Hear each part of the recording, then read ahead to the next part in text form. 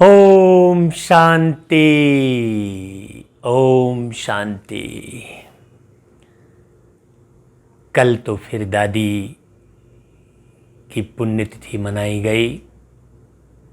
सभी ब्राह्मण परिवार के बच्चों ने दादी के पुण्य कर्मों को याद किया, उनकी विशेषताओं को याद किया और मीठी दादी की याद में बहुत अच्छी योग तपस्या हुई। वास्तव में ब्रह्मा बाबा के बाद मीठी दादी ने बाबा के यज्ञ को इतना आगे बढ़ाया जो कभी कोई कल्पना भी नहीं कर सकता था। तो दादी की याद वास्तव में एक दिन नहीं, जीवन भर आती है और हम सदैव उनसे प्रेरणा लेते रहते हैं। उनकी बातों का अनुसरण करते हैं, उनके जीवन की दिव्यता को अनुभव करते हैं। बाबा ने भी कहा था कि बच्चे, आप दादी को याद करोगे तो बाबा की याद से भी आएगी। ऐसा बाबा अव्यक्त जब मुरली चला रहे थे तब बाबा कह रहे थे। सारे दिन बाबा की याद करते हुए ज्ञान और योग में ये समय सफल हो रहा है, श्वास सफल हो रही है और मंजिल करीब आ रही है। बिल्कुल पूरी तरह महसूस हो रहा है कि हमारी अपनी मंजिल करीब आ रही है। प्यारे ब्रह्मा बाबा कहते थे कि नारायण की ड्रेस खूंटी पर लटकी है, बस पहनना बाकी है। दुनिया में एक तरफ हलचल मची हुई है और हमारी स्थिति अचल बनी हुई है। दुनिया में हाहाकार मचा हुआ है, ये प्रत्यक्ष में दिखाई दे रहा है और हम प्यारे पिता परमात्मा शिव बाबा के साथ जय जयकार की ओर बढ़ रहे हैं। कितना सुहावना ये समय है, कितना अलौकिक ये समय है। बस लगता है कि बाबा की मुरलियों में खोए रहें, डूबे रहें और बाबा को याद करते रहें। तो आज 26 अगस्त की वाणी प्यारे बाबा की हम सुनते हैं। बाबा कहते, मीठे बच्चे, बाबा आए हैं तुम्हें किंग ऑफ फ्लावर बनाने, किंग ऑफ फ्लावर बनाने। वैसे दुनिया में किंग ऑफ फ्लावर किसको कहते हैं? गुलाब को कहते हैं।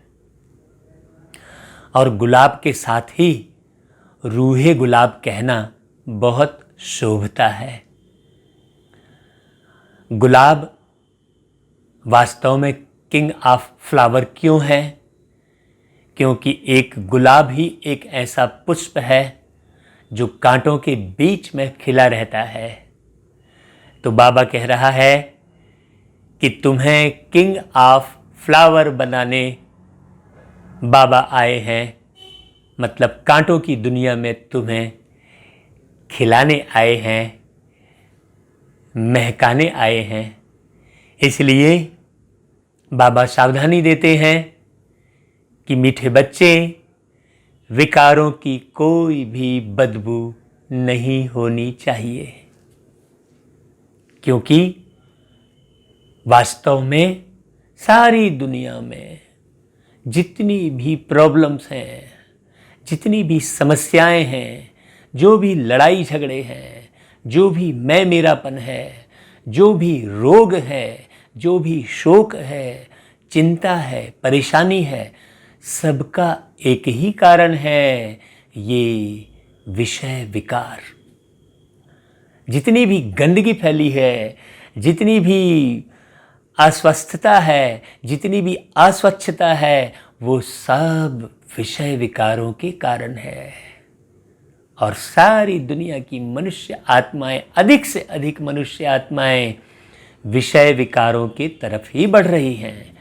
आप वीडियो ऐसे ऐसे ऑटोमेटिक चालू होते हैं नेट पर, जो अगर आप तपस्वी जीवन नहीं जी रहे हैं, अगर आपका जीवन दुनियावी ख्यालातों में बीत रहा है, तो आप मायावी वार से स्वयं को नहीं बचा सकते। इसलिए निरंतर बाबा की मुरली सुनते रहें और बाबा को याद करते रहें। बाबा कहते हैं, प्रश्न करते हैं बाबा कि विकारों का अंश समाप्त करने के लिए कौन सा पुरुषार्थ करना है? अंश मात्र भी न रहे। विष्णु कहते हैं, मतलब अणु मात्र भी विष न रहे। इस पूरी दुनिया का विनाश भी अणु और परमाणु से ही होता है। तो हमें भी विनाश अर्थात विकारों का नाश ऐसा करना है जो अणु मात्र भी न रहे। विषय विकार अणु मात्र भी ना रहे, अंश मात्र भी ना रहे। तो उसके लिए कौन सा पुरुषार्थ बताया भाई? चलो सुनते हैं बाबा की बात। बाबा कहते हैं, निरंतर अंतर्मुखी रहने का पुरुषार्थ करो, बाह्यमुखी नहीं। बाह्य अर्थात ये शरीर, अंतर अर्थात आत्मा, जो अंतर में है, जो दिखाई नहीं देती है। अंतर का मुख देखो, मतलब स्वयं आत्मा की क्वालिटी देखो, क्योंकि जो भी आप देखते हैं, जो भी सुनते हैं, वो सब आत्मा में रिकॉर्ड होता चला जाता है। हमें पता भी नहीं लगता है। जैसे जब हम जीवन जीते हैं तो पलकें गिरती उठती रहती हैं, मालूम नहीं पड़ता है हमको। हृदय अपनी जगह पे धड़कता रहता है, पता थोड़ी चलता है, लगे रहते हैं हम। उसी प्रकार हम जो भी कर्म करते हैं, जो भी सोचते हैं, बोलते हैं, देखते हैं, सुनते हैं, वो सब आत्मा में रिकॉर्ड होता रहता है, भरता रहता है। और आत्मा में जो भरता है उसी अनुरूप आगे का जीवन गुजरता है। तो अंतर्मुख अर्थात सेकंड में शरीर से डिटैच, मतलब आत्म अभिमानी स्थिति, आत्म स्वरूप में स्थित रहना, शरीर के भान से पूरी तरह मुक्त होना। विषय विकार शरीर के साथ जुड़ा हुआ है। इस दुनिया की शुद्ध बुद्ध बिल्कुल भूल जाए। इस दुनिया की शुद्ध बुद्ध का मतलब होता है इस दुनिया का कोई भी अस्तित्व याद ना आए, शुद्ध ना आए। और बुद्ध यानी बुद्धि ना जाए। दुनिया के किसी भी राग रंग में, किसी भी प्रकार के आकर्षण में, किसी भी प्रकार की संग्रहण प्रवृत्ति में, किसी भी प्रकार के रिश्ते नातों में, झमेले में पड़ने में हमारी बुद्धि ना जाए। रिश्तों को आत्मी स्नेह प्रदान करें, रिश्तों का सम्मान करें, लेकिन बुद्धि मत फंसी रहे उधर। तो शुद्ध बुद्ध का अर्थ ही होता है इस दुनिया की शुद्ध बुद्ध बिल्कुल भूल जाए। एक सेकंड में ऊपर जाना और आना का मतलब क्या हुआ कि हमारी प्रति सेकंड ऊंची अवस्था बनती चली जाए। परम धाम वाली अवस्था हमारी नीचे में रहकर बनी रहे। श्रेष्ठ धारणाओं में जीवन हम जीते रहे। परम धाम, परम यानी श्रेष्ठ और धा यानी धारणा। तो एक सेकंड में ऊपर जाना और आना का मतलब आपको क्लियर हो गया होगा। इस अभ्यास से विकारों का अंश समाप्त हो जाएगा। जब हम ज्ञान योग की महक में रहेंगे तो हमेशा चहकते भी रहेंगे और हमेशा बाबा की याद में बिल्कुल मगन भी होते रहेंगे। कर्म करते करते बीच बीच में अंतर्मुखी हो जाओ, अर्थात देखो किसी कर्म के परिणाम की चिंता तो मुझे नहीं हो रही है। अगर आप किसी से लेन देन कर रहे हैं और कोई देने वाला आपको वापस नहीं दे रहा है, आप लेने का पुरुषार्थ जरूर करें, लेकिन उन ख्यालों में न रहें। ऐसा नहीं कि उसको उस धन को छोड़ देना है जो लेके बैठ गया है, लेकिन उन ख्यालों में हम परेशान होते हैं, उसके परिणाम की चिंता बनी रहती है। ऐसे बहुत सारे वाक्यात होते हैं। एक उदाहरण दिया मैंने। तो अंतर्मुखी हो जाओ, करो और भूल जाओ, क्योंकि तुम्हें तो ये देह, ये दुनिया, ये दौलत, ये देह के रिश्ते, ये सब छोड़ के जाना ही है, ये तय है। और तुम्हारे लिए प्यारे बाबा बहुत सुंदर दुनिया का निर्माण कर चुके हैं। बस तुम्हें यहाँ से छूटना है और परम धाम की स्थिति में रहते हुए उधर ट्रांसफर होना है। इतनी सी बात है। ऐसा लगे जैसे बिल्कुल सन्नाटा है, शांति है, अंदर बिल्कुल शांति है, कोई चाह नहीं है, कोई आह नहीं है ना।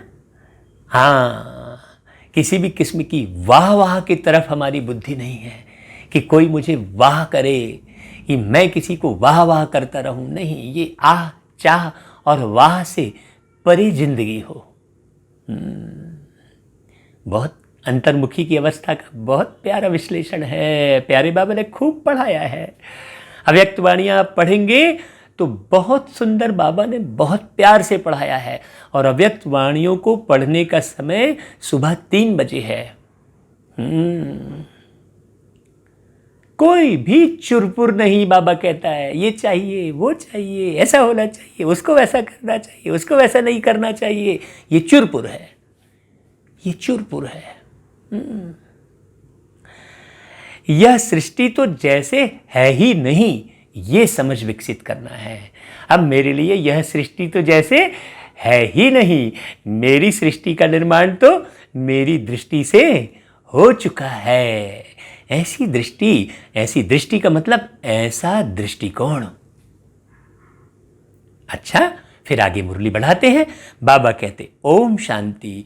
यहाँ हर एक को बिठाया जाता है कि अशरीरी हो, बाप की याद में बैठो और साथ साथ यह जो सृष्टि चक्र है उनको भी याद करो, क्योंकि देह छोड़ेंगे तो अंतमति सो गति। अंतमति का मतलब मति यानी होता है बुद्धि, सो गति यानी मार्ग।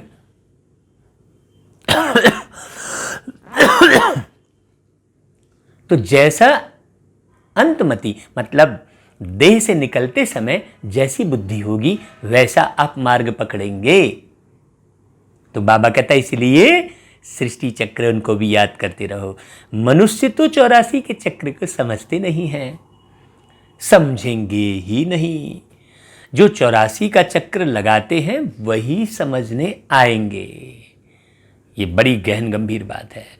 तुमको यही याद करना चाहिए। इनको स्वदर्शन चक्र कहा जाता है, जिससे आसुरी ख्यालात खत्म हो जाएंगे।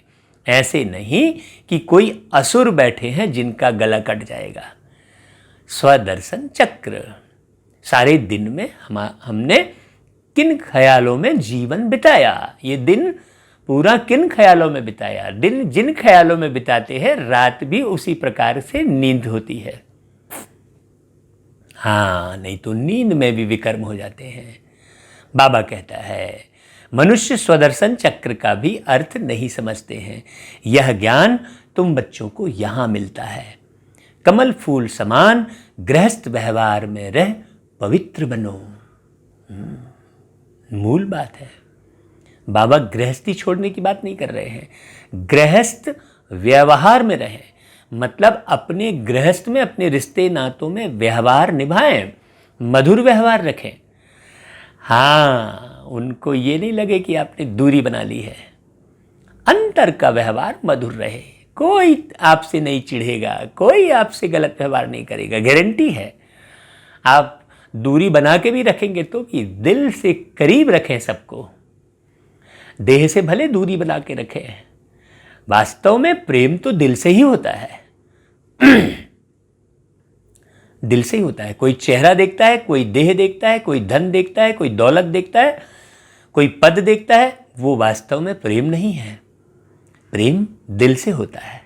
तो बाबा कहता है कि गृहस्थ व्यवहार में रह पवित्र बनो। ये पवित्रता है जो एक के भी लिए हमारे हृदय में किसी भी किस्म का क्रिटिसाइजपन, किसी भी किस्म का द्वेष, किसी भी किस्म की ईर्ष्या, किसी भी किस्म की चिड़चिड़ाहट हमारे हृदय में ना रहे। गृहस्थ व्यवहार में रहकर कमल फूल समान बनकर पवित्र बनो।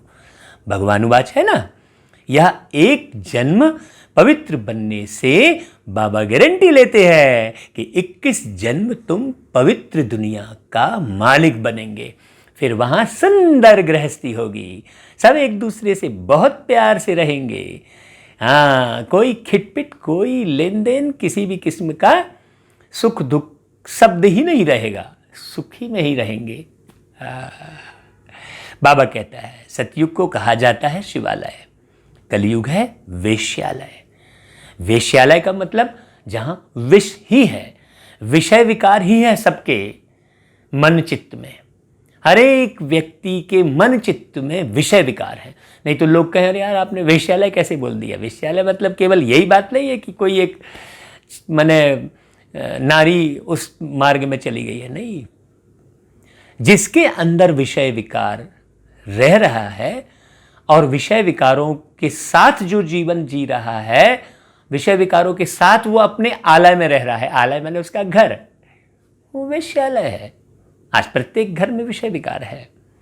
तो बाबा कहता है यह दुनिया बदलती है, भारत की ही बात है, औरों की बात में जाना ही नहीं चाहिए। बोले जानवरों का क्या होगा? अरे भाई और धर्मों का क्या होगा? बाबा कहता है बोलो, पहले अपना तो समझो, पीछे औरों की बात, पहले खुद तो पवित्र बन जाओ पूरा, फिर जानवरों के बारे में सोचना और दूसरे धर्मों के बारे में सोचना।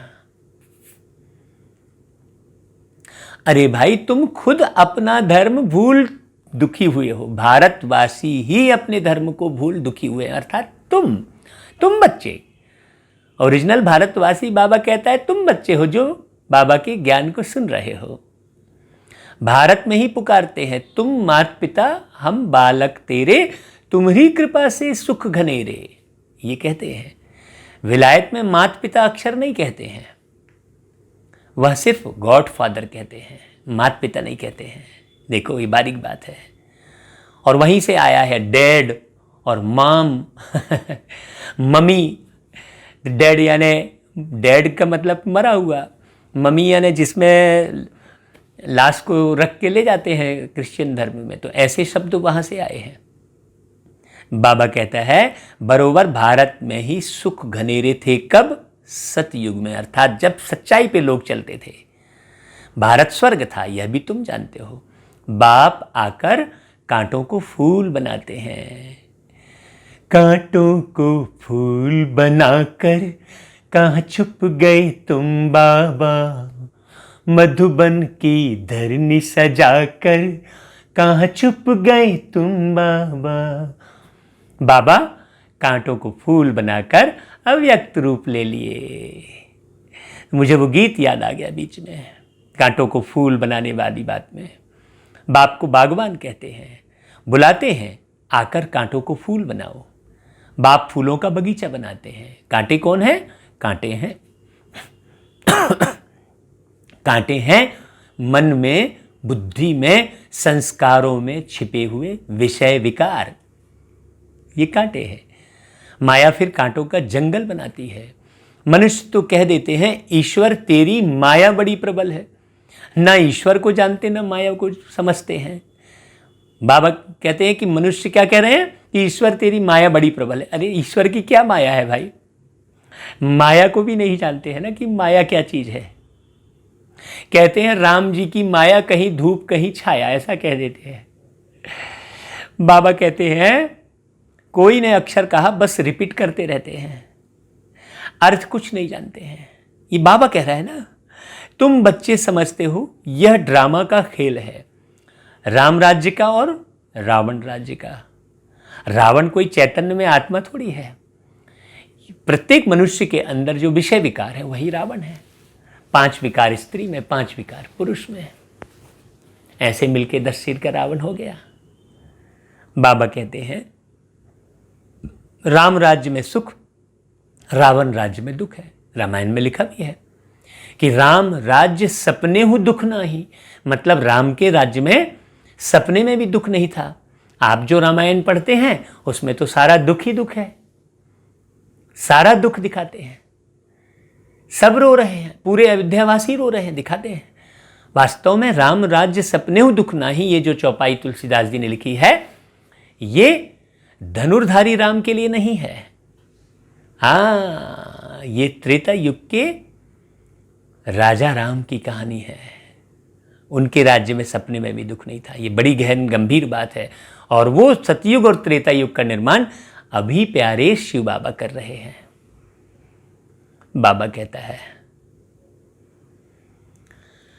हाँ, बाबा कहता है यहां कोई प्रभु की माया नहीं है। माया कहा जाता है 5 विकारों को, जिसको रावण कहते हैं। बाकी मनुष्य तो पुनर्जन्म ले 84 के चक्र में आते हैं, बाबा 84 के चक्र में नहीं आते हैं। सतोगुणी से तमो प्रधान बनना है। इस समय सब विकार से पैदा होते हैं। वो सतयुग से लेकर कलयुग अंत तक की बात बता रहे हैं कि आपको हम सतोगुणी बनाकर जाते हैं। बाबा कहते हैं तो तुम तमो प्रधान बन जाते हो। ये ड्रामा में फिक्स है, बन ही जाते हो, क्योंकि कोई भी चीज पुरानी होती ही है। तो बाबा कहते हैं बाकी इस समय सब विकार से पैदा होते, इसलिए विकारी कहा जाता है। नाम भी है विशस दुनिया, फिर वाइसलेस दुनिया, अर्थात पुरानी दुनिया से नई कैसे बनती है, यह तो समझने की कॉमन बात है। बाबा आकर पुरानी दुनिया को नया बनाते हैं, क्योंकि बाबा एवर प्योर हैं, वो कभी पुराने होते ही नहीं। हम जन्म ले लेकर पुराने हो जाते हैं। भाई एक बच्चा नया पैदा होता है, जन्म लेता है, फिर धीरे धीरे एक शरीर में पुराना होता है तो उसे बूढ़ा कहते हैं। वैसे ये पूरी दुनिया का खेल है। बाबा कहता है कि नाम भी है विशेष दुनिया, फिर वाइसलेस दुनिया, अर्थात पुरानी दुनिया से नई कैसे बनती है, यह तो समझने की कॉमन बात है। न्यू वर्ल्ड में पहले हेवन था। बच्चे जानते हैं स्वर्ग की स्थापना करने वाले परमपिता परमात्मा है, उसमें सुख घनेरे हुए हैं। ज्ञान से दिन और भक्ति से रात कैसे होती है, यह भी कोई समझते नहीं है। भक्ति का पहला अक्षर भा यानी भटकन। हाँ, और ज्ञान का पहला अक्षर गा यानी गीत, गीतों में रमन, परमात्मा की याद। बहुत गहन गंभीर बात है। बाबा कहते हैं कहेंगे ब्रह्मा तथा ब्रह्मा मुख वंशावली ब्राह्मणों का दिन, फिर उन्हीं ब्राह्मणों की रात।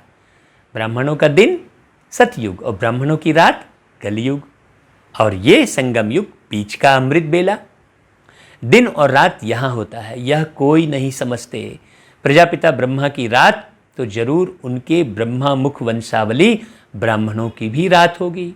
आधा कल्प दिन, आधा कल्प रात। अब आप सब ब्राह्मण बच्चे रात से बाहर निकल के आ जाओ अमृत बेले की तरफ। और रात से बाहर निकलना यानी पुरानी दुनिया के एक भी ख्यालात में नहीं रहना, और बाहर निकल के आना अमृत बेला, मतलब ज्ञान अमृत हमेशा बुद्धि में टपकाते रहना, मनन चिंतन करते रहना, ज्ञान का जो है विश्लेषण करते रहना, और कितना अनुसरण कर रहे हैं हम, ये स्वदर्शन करते रहना। अब बाप आए हैं निर्विकारी दुनिया बनाने। कहते हैं बच्चे काम महाशत्रु है, उन पर जीत पानी है। संपूर्ण निर्विकारी पवित्र बनना है। अपवित्र होने से तुमने पाप बहुत किए हैं बाबा। पाप कैसे किए हैं उसका भी कारण बता रहे हैं। यह है ही पाप आत्माओं की दुनिया। पाप जरूर शरीर के साथ करेंगे तब पाप आत्मा बनेंगे। देवताओं की पवित्र दुनिया में पाप होता नहीं। यहां तुम श्रीमत से श्रेष्ठ पुण्य आत्मा बन रहे हो। श्री श्री 108 की माला है, ऊपर में है फूल, उनको कहेंगे शिव। हाँ, वह है निराकारी फूल। देखो बाबा ने माला का भी रहस्य बताया। फिर साकार में मेल फीमेल है, उनकी माला बनी हुई है। शिव बाबा द्वारा यह पूजन सिमरन लायक बनते हैं। बाबा ही आकर माला का दाना बनाते हैं। तुम बच्चे जानते हो बाबा हमको विजय माला का दाना बनाते हैं। तो निश्चय बुद्धि विजयंती और संशय बुद्धि विनश्यंती। हम विश्व पर विजय पा रहे हैं याद के बल से। याद से ही विकर्म विनाश होंगे, फिर तुम सतो प्रधान बन जाएंगे। वो लोग तो बिगर समझ कह देते हैं प्रभु तेरी माया प्रबल है। किसके पास धन होगा कहेंगे इसके पास माया बहुत है। वो धन को माया समझ लेते हैं। वास्तव में धन थोड़ी माया है। धन तो उपयोगी वस्तु है, आदान प्रदान करने का एक माध्यम है, जीवन चलाने का एक माध्यम है। वो माया थोड़ी है। हाँ, नहीं समझते, इसीलिए कहते हैं। बाबा कहते हैं किसके पास धन होगा तो कहेंगे माया बहुत है। वास्तव में माया 5 विकारों को कहा जाता है, जिसको रावण भी कहा जाता है। उन्होंने फिर रावण का चित्र बना दिया है 10 शीश वाला। अब चित्र है तो समझाया जाता है, चित्र नहीं होता तो नहीं बोलते रावण शब्द। अब बना दिया है भक्ति में तो उसको बताना पड़ता है, क्योंकि उसमें उलझे हुए हैं, हर वर्ष जलाते हैं। तो जैसे अंगद के लिए भी दिखाते हैं, उनको रावण ने हिलाया परंतु हिला ना सका, पैर जमा है। हाँ, दृष्टांत बना दिए हैं, बाकी कोई चीज़ है नहीं। ऐसा कोई पैर थोड़ी होगा जिसको 10 लोग भी हिलाए तो ना हिले। वास्तव में अचल स्थिति बनाने की बात है। अंगद की तरह, अंगद मतलब इस अंग में ध्यान बिल्कुल ना जाए, अंग को देखो ही ना। अंग को संभालो लेकिन स्वयं को अंग मत समझो, तब अंगद कहलाएंगे। ऐसा बहुत गहन गंभीर बात है। रावण, हनुमान, अंगद आदि यह सब दृष्टांत बना दी हैं, जिनका अर्थ तुम बच्चे जानते हो। भ्रमरी का भी दृष्टांत है। भ्रमरी और ब्राह्मणी राशि मिलती है। भ्रमरी, तुम विष्टा के कीड़ों को ज्ञान योग की भू भू कर पतित से पावन बनाते हो। माना विषय विकारों में डूबे लोगों को तुम ज्ञान सुना सुना कर पावन बनाते हो, ज्ञान अमृत पिला पिला कर। क्योंकि बिना ज्ञान के तो समझ ही नहीं आती। बहुत तो सुनते सुनते भी विषय विकारों में जाते हैं, दृष्टि विषय विकारों में पड़ी रहती है, बहुत गंध लगी पड़ी है। बाबा कहता है बाप को याद करो तो शतो प्रधान बन जाएंगे। कछुए का भी दृष्टांत है। अब वो कहते हैं पूरे कछुए में पूरी पृथ्वी टिकी हुई है। अरे भाई, कछुआ का अर्थ क्या है? कछुआ का अर्थ है पूरी पृथ्वी कब टिकी रहेगी? जब हम कर्मेंद्रियों को समेट कर परमात्मा को याद करेंगे। जैसे कछुआ अपने कर्म करता है, कर्मेंद्रियों को बाहर निकालता है और फिर समेट के पूरा सेफ्टी हो जाता है। अब उसके ऊपर कोई बैठ भी जाता है तो कोई फर्क नहीं पड़ता उसको। ये कछुए का मिसाल है। तो लोगों ने क्या कर दिया कि कछुए के ऊपर पूरी पृथ्वी टिकी है कह दिया। वास्तव में कछुए के गुणों के ऊपर पृथ्वी टिकी है। अभी तो तूने ऐसा किया, मैंने ऐसा किया, कर्म चिंतन ही चलता रहता है। वाह, मैं ऐसा कैसे करूंगा, तू ऐसा कैसे करेगी, बस सारी लड़ाई कर्मों की है। कर्मेंद्रियों को समेटते नहीं हैं लोग। रात को सोते समय भी केवल काम ही याद आएगा। ये काम करना है, दूसरे दिन का भी काम याद रहेगा। दिन भर का तो काम याद रहेगा, फिर कल क्या क्या करना है वो भी याद रहेगा। अरे तू सोया है, पहले उठ तो जा। नहीं, रात को सोते समय भी भगवान की याद करते ही नहीं, परमात्मा की याद नहीं करते। न जाने कितने वर्षों की योजना बना लेते हैं।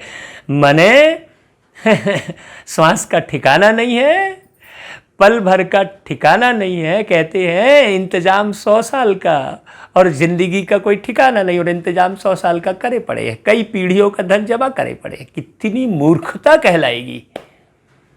बाबा कहता है कि ज्ञान की भू भू करके तुम पतित से पावन बनाते हो। बाप को याद करो तो सतो प्रधान बन जाएंगे।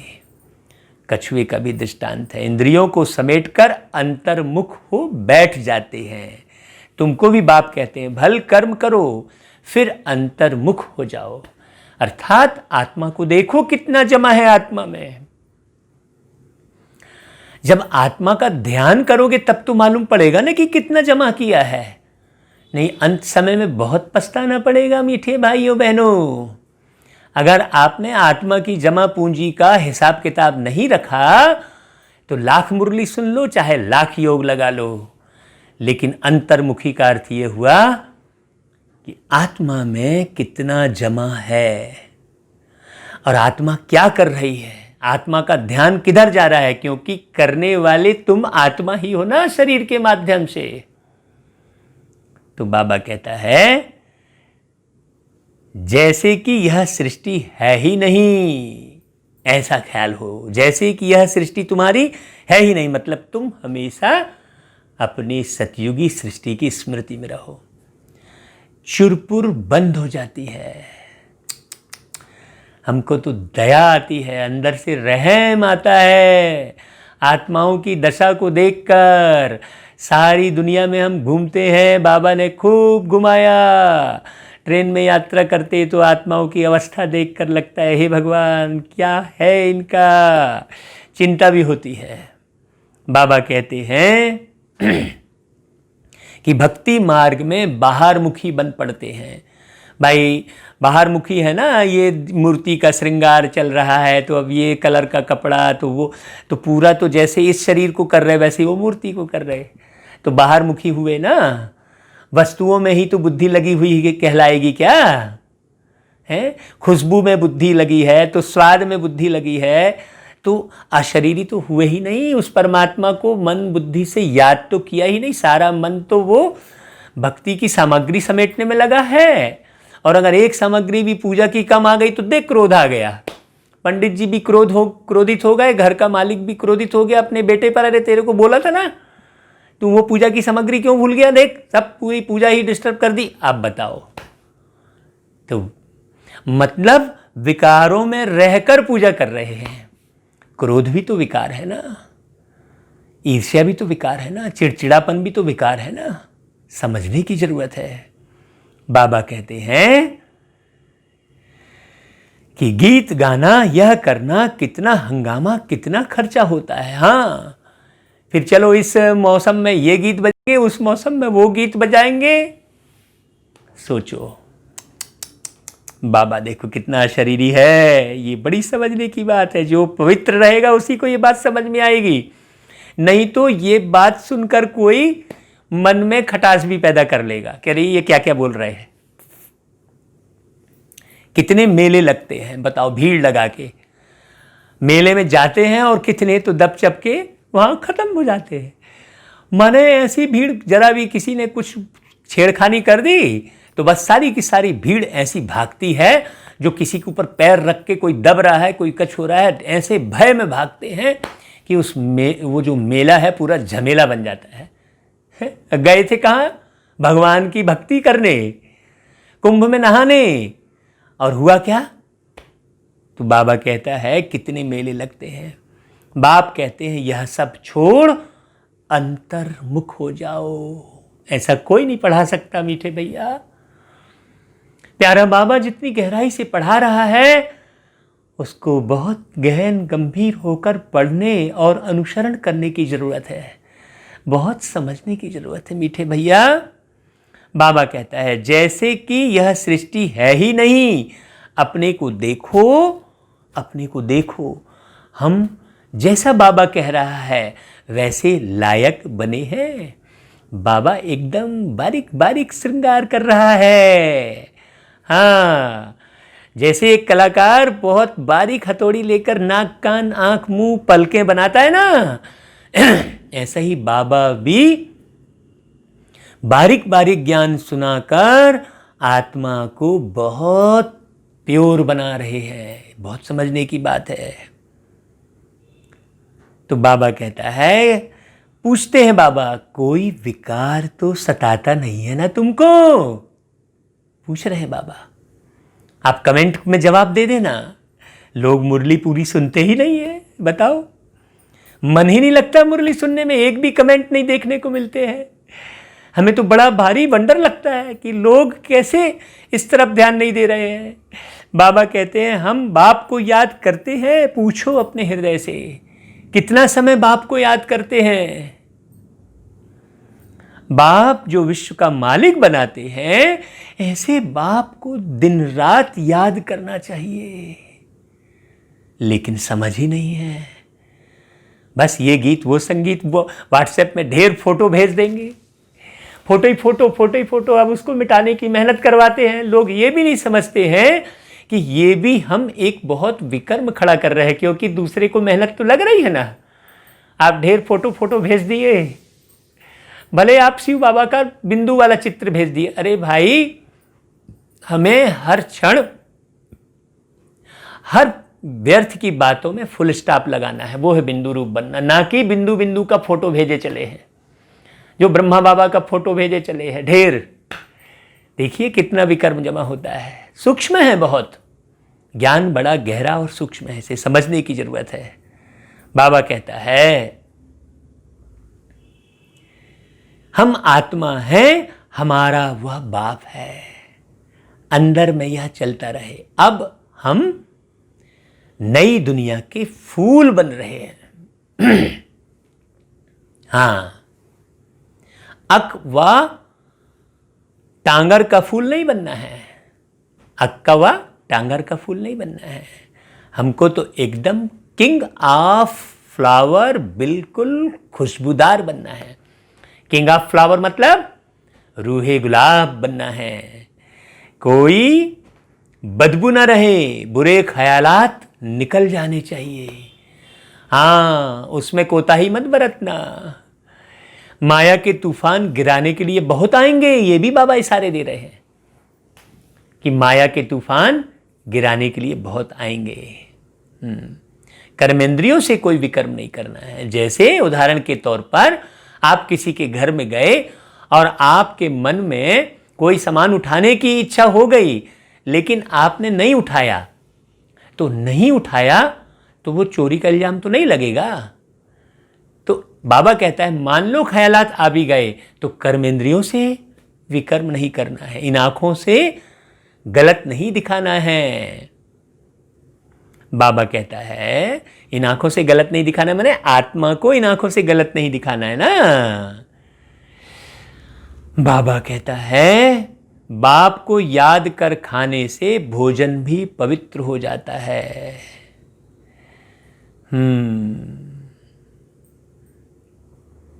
ऐसे ऐसे अपने को पक्का करना है, अपने को सुधारना है। कोई भी देहधारी को मुझे याद नहीं करना है, ऐसा पक्का करो कि कोई भी देहधारी को मुझे याद नहीं करना है। बाप कहते हैं, अपने को आत्मा समझ मुझे याद करो।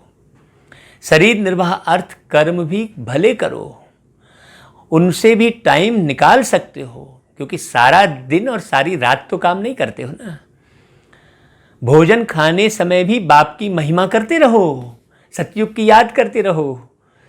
बाबा को याद कर खाने से भोजन भी पवित्र हो जाता है। जब बाप को निरंतर याद करेंगे, तब याद से ही बहुत जन्मों के पाप कटेंगे और तुम सतो प्रधान बनेंगे। अगर आप ऐसा पुरुषार्थ नहीं कर रहे हैं जैसा बाबा मुरली में चला रहा है, तो गारंटी है कि अंत समय में आपको खून के आंसू बहाने पड़ेंगे। बहुत पश्चाताप होगा जब लोगों को तिलक लगेगा। तो इसलिए बहुत अच्छे से बारीकी से मुरली सुनना, देखना कि कितना सच्चा सोना बना हूँ। 24 कैरेट कि 23 कैरेट कि 22 कैरेट, कितना बना हूँ। आज कितना घंटा याद में रहा, कल 3 घंटा याद में रहा, आज 2 घंटा रहा, यह तो आज घाटा हो गया ना। देखो, कई तो बाबा कहते हैं 1 सेकंड भी याद नहीं करते हैं, सारा समय बस कर्म चिंतन। बाबा कहता है उतरना और चढ़ना होता रहेगा। यात्रा पर जाते हैं तो कहाँ ऊंचे कहाँ नीचे होते हैं ना, तुम्हारी अवस्था भी नीचे ऊपर होती रहेगी। बस अपना खाता देखते रहना मुख्य है याद की यात्रा। भगवानुवाच है तो जरूर बच्चों को ही पढ़ाएंगे। सारी दुनिया को कैसे पढ़ाएंगे भाई? सारी दुनिया को तो नहीं पढ़ा सकते। अब भगवान किसको कहा जाए? कृष्ण तो शरीरधारी दिख रहा है ना, आँख कान नाक मुंह वाले। भगवान तो निराकार परमपिता परमात्मा को कहा जाता है, लेकिन इसमें भी मूंझ है बहुत। बाबा खुद कहते हैं कि मैं साधारण तन में प्रवेश करता हूँ। ब्रह्मा का भी बूढ़ा तन गाया हुआ है। आज मेरे मन में एक ख्याल ये चल रहा था कि बाबा को ज्ञान तो ब्रह्मा बाबा को बूढ़े तन में मिला। देखो प्यारे बाबा फिर भी कितना आगे निकल गए, और हमको तो जब हम 27-28 साल के थे तभी हमको ज्ञान मिल गया। तो हम तो कितने भाग्यशाली हैं। अगर हमने युवा शरीर में ज्ञान मिला और हमने उसको नहीं संभाला तो हम कितने मूर्ख कहलाए। हाँ, बाबा कहता है कि बूढ़ा तन गाया हुआ है। सफ़ेद दाढ़ी मूछ तो बूढ़े की होती है ना, ब्रह्मा को भी तो बूढ़ा ही दिखाते हैं। चाहिए भी जरूर अनुभवी रथ। बाबा आएगा तो किसी बच्चे के तन में थोड़ी आ जाएगा, या युवाओं के तन में थोड़ी आ जाएगा। युवा का मन तो चंचल होता है ना, वो कहाँ निर्माण कर पाएगा, वो कहाँ समझ पाएगा। इसलिए बूढ़ा ब्राह्मण बनकर कंचन महल कियो कहते हैं। माने बूढ़े तन में प्रवेश करके कंचन महल अर्थात इस लौह युग को स्वर्ण युग में बदल देते हैं। कंचन यानी होता है सोना, अर्थात आत्मा को 24 कैरेट सोने के समान बना देते हैं, कीमती, वैल्यूबल। ऐसा है। बाबा कहते हैं छोटे रथ में थोड़ी ही प्रवेश करेंगे। खुद ही कहते हैं मुझे कोई जानती नहीं। वह है सुप्रीम गॉड फादर अथवा सुप्रीम सोल। तुम भी 100% पवित्र थे, अभी 100% अपवित्र बने हो। सतयुग में 100% प्योरिटी थी तो पीस एंड प्रॉस्पेरिटी भी थी। मुख्य है प्योरिटी, प्योरिटी से ही पीस और प्रॉस्पेरिटी है। देखते भी हो प्योरिटी वालों को इम्प्योर माथा टेकते हैं, उनकी महिमा गाते हैं। सन्यासियों के आगे ऐसा कभी नहीं कहेंगे कि आप सर्वगुण संपन्न हम पापी नीच हैं, ऐसा नहीं कहेंगे। देवताओं के आगे कहते हैं, क्योंकि सन्यासी भी विषय विकार से ही पैदा हुए, उनका शरीर तो विषय विकार से पैदा हुआ। बाबा ने समझाया है कुमारी को सब माथा टेकते हैं, फिर शादी करती है तो सबके आगे वो माथा टेकने लगती है, क्योंकि फिर विषय विकार में चली गई वो कुमारी। हाँ, बाबा कहता है कुमारी को सब माथा टेकते हैं। अभी बाप कहते हैं तुम निर्विकारी बनेंगे तो आधा कल्प निर्विकारी हो रहेंगे, बड़ा सुख पाएंगे। अभी 5 विकारों का राज्य ही खत्म होता है। यह है मृत्यु लोक और वह है अमर लोक। अभी तुम आत्माओं को ज्ञान का तीसरा नेत्र मिलता है। बाप ही देते हैं, तिलक भी मस्तक पर देते हैं ना। तीसरा नेत्र मतलब आत्मा का ज्ञान। आत्मा कहाँ बैठी है? यहाँ। आत्मा को ही तिलक लगाया जाता है। अगर तिलक यहाँ से उठ के इधर लग गया तो क्या बोलेगी वो आत्मा? अरे भाई तुमने मेरे को कैसा टीका लगाया? क्योंकि वो टीका आत्मा को नहीं लगता तो आत्मा को लगता है यार मुझे तो टीका लगा ही नहीं, क्योंकि आत्मा भ्रुकुटी के बीच बैठी रहती है। हाँ, तो बाबा कहता है तिलक भी मस्तक पर देते हैं। अभी आत्मा को ज्ञान मिल रहा है, किसके लिए? तुम अपने को आप ही राज तिलक दो। हाँ, तुम खुद डिसाइड करो। कहने का मतलब बाबा कोई पद नहीं दे रहा है, तुम स्वतः ही पद लोगे, योग्यता होगी तो।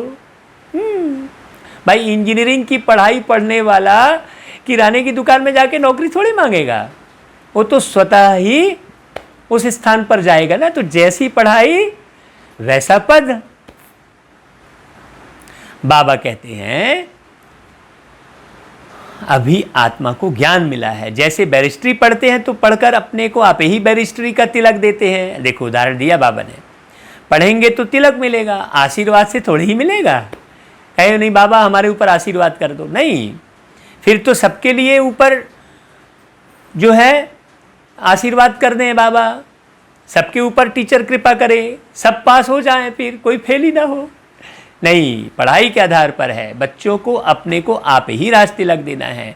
बाप को याद करेंगे तो विकर्म विनाश होंगे। देखो कितना प्यारा बाबा, कितने मीठे से पढ़ा रहे हैं। बाबा कहते हैं और चक्र को याद करने से चक्रवर्ती महाराजा बन जाएंगे, क्योंकि सतयुग को भी याद करना पड़े, सत्य में रहना पड़े। बाप कहते हैं तुमको राजाओं का राजा बनाता हूँ। कौन बोलेगा ऐसा कि तुमको राजाओं का राजा बनाता हूँ? कोई ऋषि मुनि बोला? वो तो चेला बना लेते हैं और अपने आगे पीछे घुमाते हैं। बाबा तुम्हारे आगे पीछे घूमता है और वहाँ चेले गुरुओं के आगे पीछे घूमते हैं। देखो ये गुरु ऐसा है कि वो तुम्हारे आगे पीछे घूमता है, बच्चे बच्चे कह के तुम्हारे आगे पीछे घूमता है, लेकिन तुम महसूस नहीं करते हो, क्योंकि तुम काम धाम में लगे रहते हो, इधर उधर फंसे पड़े रहते हो, ये चाहिए वो चाहिए, तो वो गुरु तुम्हारे आगे पीछे आ रहा है, तुमको पता ही नहीं लगता है। अब तुम एक अकेले थोड़ी हो भैया, हाँ उसके पास तो पूरी दुनिया है। नहीं तुम नहीं बनोगे, तू नहीं और सही और नहीं और सही, कहते हैं एक हसीना लाख दीवाने। तो बाबा बड़ा प्यारा सा बाबा, मीठा सा बाबा। बाबा कहते हैं पतित राजाएं भी उन्हों की पूजा करते हैं, किनकी? देवी देवताओं की। वो डबल सिरताज बनते हैं, तुमको पुजारी राजाओं से भी ऊंच बनाते हैं बाबा। तो जो बहुत दान पुण्य करते हैं तो राजाओं के पास जन्म लेते हैं, क्योंकि कर्म अच्छे किए हैं। अभी यहाँ तुमको मिला है अविनाशी ज्ञान धन, वह धारण कर फिर दान करना है। किसको दान करना है? ज्ञान का धन दान करना है। हाँ, जितनी ज़्यादा ये मुरली का जो वीडियो है, जितना ज़्यादा आप शेयर करोगे उतना ही फल मिलेगा।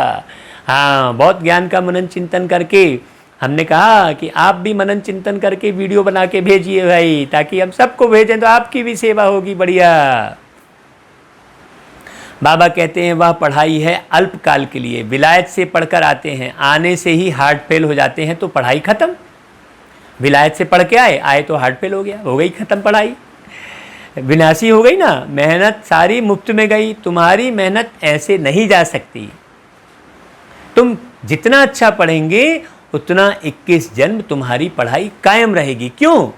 क्योंकि यहाँ आत्मा की पढ़ाई है और वो पढ़ाई आत्मा की नहीं है। आत्मा तो अविनाशी है, तो आत्मा की पढ़ाई भी अविनाशी है। सीधी सी बात है। कई पूछेंगे अरे वाह 21 जन्म कैसे? हाँ, वहाँ अकाले मृत्यु होती नहीं, यह पढ़ाई साथ ले जाएंगे। देखो स्पष्ट बाबा, ऐसा कोई नहीं पढ़ाएगा। अब जैसे बाप कल्याणकारी है, वैसे तुम बच्चों को भी कल्याणकारी बनना है, सबको रास्ता बताना है। भाई जितना ज़्यादा से ज़्यादा ये मुरली शेयर कर सको करो। बाबा तो राय बहुत अच्छी देते हैं। एक ही बात समझाओ कि सर्वश्रेष्ठ शिरोमणि श्रीमद् भगवत गीता की इतनी महिमा क्यों है। भगवान ही श्रेष्ठ मत देते हैं, भगवान की ही श्रेष्ठ मत है। अब भगवान किसको कहा जाए? भगवान तो एक ही होता है, वह है निराकार, सब आत्माओं का बाप। इसलिए आपस में भाई भाई कहते हैं। फिर जब ब्रह्मा द्वारा नई सृष्टि रचते हैं तो बहन भाई हो जाते हैं। इस समय तुम भाई बहन हो तो पवित्र रहना पड़े, यह है युक्ति। क्रिमिनल आई एकदम निकल जाए, खैर संभाल रखनी है। हमारी आंखें कहाँ मतवाली तो नहीं बनी हैं। बाजार में चने देख दिल तो नहीं हुई खाने की। देखो कैसे बाबा कह रहा है, वस्तुओं की तरफ भी बाजार में देखा चाट चना तो दिल हो गई खाने की। ऐसे दिल बहुतों की होती है, फिर खा भी लेते हैं। ब्राह्मणी है, किसी भाई के साथ जाती है, वह कहते हैं चना खाएंगी, एक बार खाने से पाप थोड़े ही लग जाएगा। जो कच्चे हैं वह झट खा लेते हैं। इस पर शास्त्रों में भी अर्जुन का दृष्टांत है। यह कहानियां बैठ बनाई हैं, बाकी हैं सब इस समय की बातें। जैसे अर्जुन को युद्ध के मैदान में लाए कृष्ण जी, तो बार बार अर्जुन का ध्यान अपने नाते रिश्तेदारों की तरफ जा रहा था। ऐसा है, ये कहानी। तो बार बार नाते रिश्तेदारों की तरफ जा रहा है, बार बार वस्तु व्यक्ति वैभव में हृदय डूब रहा है। बाबा कहता है तुम सब सीताएं हो, तुमको बाप कहते हैं, एक बाप को याद करो तो पाप कट जाएंगे, बाकी और कोई बातें है नहीं। अभी तुम समझते हो रावण कोई ऐसा मनुष्य नहीं है, यह तो विकारों की प्रवेशता हो जाती है तो रावण संप्रदाय कहा जाता है। रावण कोई चैतन्य आत्मा थोड़ी है कोई। जैसे कोई ऐसा काम करते हैं तो कहते हैं तुम तो असुर हो, चलन आसुरी है। विकारी बच्चे को कहेंगे तुम कुल कलंकित बनते हो। जिसकी दृष्टिवृत्ति खराब होती है वो पूरा परिवार को ही नष्ट कर देता है, नाश कर देता है। हाँ, ये तो हमने बहुत परिवारों का ये अनुभव देखा है, पूरा परिवार ही नष्ट हो जाता है। कई परिवारों को विषय विकारों में जाकर नष्ट होते देखा है। ये तो प्यारा बाबा है जो हमको संभाले हुए है। हाँ, अगर बाबा नहीं मिलते तो हम तो पता नहीं जिंदा भी बचते कि नहीं बचते, आपको हम बता दें। हाँ, आज ये जो जीवन आपको दिखाई दे रहा है, जो मैं मुरली सुना रहा हूँ आपको, ये सिर्फ ये जीवन पूरे बाबा की देन है। मैं आपको अपना अनुभव सुना रहा हूँ, नहीं तो हम तो बचते भी नहीं मेरे मीठे भाइयों। ये तो बाबा की मुरली और बाबा की शक्तियों जो हमें प्राप्त हुई हैं, उनके बल पर हम चल रहे हैं। बाबा कहता है कि कुल कलंकित बनते हो, या फिर बेहद का बाप कहते हैं तुमको हम काले से गोरा बनाते हैं, फिर तुम काला मुंह क्यों करते हो। बाबा कह रहा है प्रतिज्ञा कर फिर विकारी बन पड़ते हो, काले से भी काला बन जाते हो, इसीलिए पत्थर बुद्धि कहा जाता है। हमको तो बड़ा रहम आता है भाई। फिर अब तुम पारस बुद्धि बनते हो, तुम्हारी चढ़ती कला होती है बाप को पहचाना और विश्व का मालिक बने। संशय की बात हो ही नहीं सकती, यहाँ पर कोई संशय उठाया तो गया वो। बाप है ही हेवनली गॉडफादर। अब जिसको संशय होगा कि बाप आए हैं कि नहीं आए हैं, ये स्वर्ग की स्थापना हो रही है कि नहीं हो रही है, नहीं भैया रहने दो, जाने दो बात, ये सब जो करते बैठे रहेंगे वो गए काम से। बाबा कहता है कि बाप है हेवनली गॉडफादर, तो जरूर हेवन सौगात में लाएंगे ना। और किसके लिए लाएंगे? बच्चों के लिए। बच्चा कौन कहलाएगा? जो पूरा पूरा फॉलो करेगा। ऐसा नहीं यहाँ आकर मुरली पढ़ा, योग लगाया और चला अपने दिन रात काम धाम में ही फंसा पड़ा है, वो बच्चा नहीं कहलाएगा।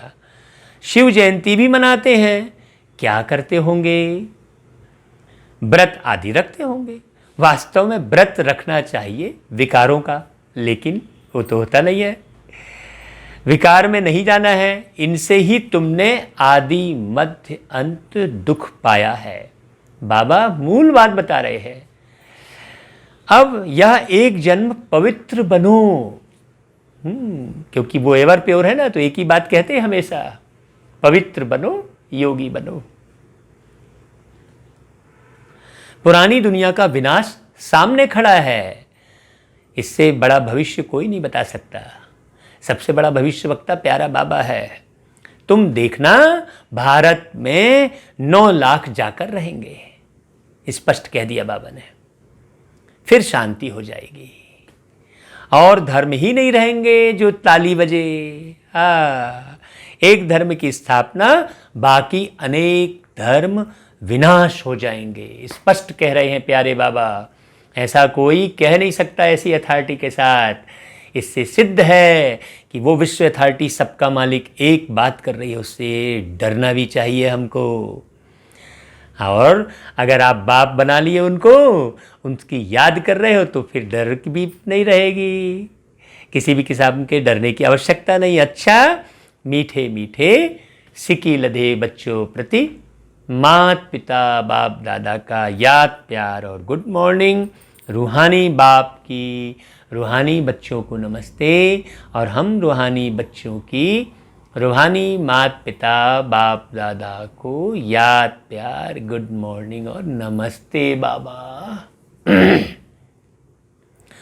फिर धारणा के लिए आज का जो सार है, उस सार को यदि आपने फॉलो तुरंत कर लिया तो आपके पास मुरली पूरी की पूरी रेडीमेड वीडियो के रूप में पहुंच रही है। आपको कुछ मेहनत नहीं करनी है, सिर्फ कॉपी और फॉरवर्ड करना है, बस लिंक को कॉपी करके थोड़ा अच्छा सा लिख के आप फॉरवर्ड करना है। बाबा वही कह रहा है, अविनाशी ज्ञान धन स्वयं में धारण कर फिर दान करना है। पहले मुरली को बहुत अच्छे से सुनिए, समझिए। जहाँ कहीं भी आपको प्रॉब्लम लग रही है तो हमें फ़ोन कर सकते हैं, हम बिल्कुल आपकी सेवा के लिए सदैव तैयार हैं। हम कभी नहीं कहेंगे कि हम बिजी हैं। बाबा कहता है, पढ़ाई से अपने आप को स्वयं ही रास तिलक देना है। जैसे बाप कल्याणकारी है वैसे कल्याणकारी बनना है। दूसरा, खाने पीने की पूरी पूरी परहेज रखनी है। कभी भी आंखें धोखा न दे, यह संभाल करनी है। देखिए, आंखें धोखा न दे मतलब केवल एक विकार वाली बात नहीं है। स्वाद के चक्कर में फंसे तो भी आंखें धोखा दे गई ना भाई। भूख नहीं थी लेकिन कुछ अच्छी स्वादिष्ट चीज़ देखी तो खाने की दिल कर गई। शरीर को आवश्यकता नहीं है तो क्या, ये फंसना ही तो कहलाया। बाबा कहता है, अपने को सुधारना है, कर्मेंद्रियों से कोई भी विकर्म नहीं करना है। यही तो तपस्या है। ऐसा थोड़ी कि बैठ के 4 घंटे हम बाबा बाबा कर रहे हैं, गीत सुन रहे हैं, ऐसा नहीं। अपनी संभाल करना ही तपस्या है। इन कर्मेंद्रियों पर जीत पाना ही तपस्या है। ज्ञान की बारीक गुहिता में जाना और उसका अनुसरण करना ही तपस्या है। हाँ, अपने व्यवहार से दिव्यता दिखाना ही तपस्या है। बहुत बारीक बात है। बाबा ने अंगद का उदाहरण दिया है। माने एक भी अंग में दृष्टि ना जाए, अंगद। हाँ, बाबा कहता है वरदान में, बीज रूप स्थिति द्वारा सारे विश्व को लाइट का पानी देने वाले विश्व कल्याणकारी भव। बीज रूप स्थिति मतलब जैसा बाबा है वैसा हम बन जाएं, क्योंकि बाबा बीज रूप है। बाबा पूरे विश्व को सकाश देता है। बाबा सबकी सुनता है, कोई उसे अच्छा कहे तो सुनता है, बुरा कहे तो सुनता है। बाबा किसी के कहने में नहीं आता है। बीज रूप स्टेज सबसे पावरफुल स्टेज है। यही स्टेज लाइट हाउस का कार्य करती है। इससे सारे विश्व में लाइट फैलाने के निमित्त बनते हो। लाइट मतलब ज्ञान, ज्ञान मतलब ज्ञान युक्त व्यवहार। हमारा ज्ञान तो खूब बोल रहे हैं लेकिन व्यवहार जरा भी नहीं है तो वो कोई काम का नहीं है। लाइट मतलब हम अपने व्यवहार से किसी को बिल्कुल मस्त कर दें, खुश कर दें, हल्का कर दें, उसको तनाव से मुक्त कर दें हमारे प्रेमवत व्यवहार से, बड़ी मिठास से। हाँ भाई, किसी का रॉन्ग नंबर भी आ गया, कोई किसी का गलती से फ़ोन भी लग गया तो भी आपकी मिठास क्यों जा रही है? कोई अजनबी व्यक्ति भी मिल गया तो आपकी मिठास क्यों जा रही है? भाई मीठा माने मीठा, वो कहीं भी जाएगा तो मीठा। सोना माने सोना, सोना जो है चोर के हाथ में भी जाएगा तो सोना है, साहूकार के हाथ में भी जाएगा तो सोना है। चोर के हाथ में जाके सोना पीतल में बदल थोड़ी जाएगा। तो अपनी स्थिति को कभी भी नहीं बिगाड़ना। बाबा कहता है, जैसे बीज द्वारा स्वतः ही सारे वृक्ष को पानी मिल जाता है, ऐसे जब बीज रूप स्टेज पर स्थित रहते हो तो विश्व को लाइट का पानी मिलता है।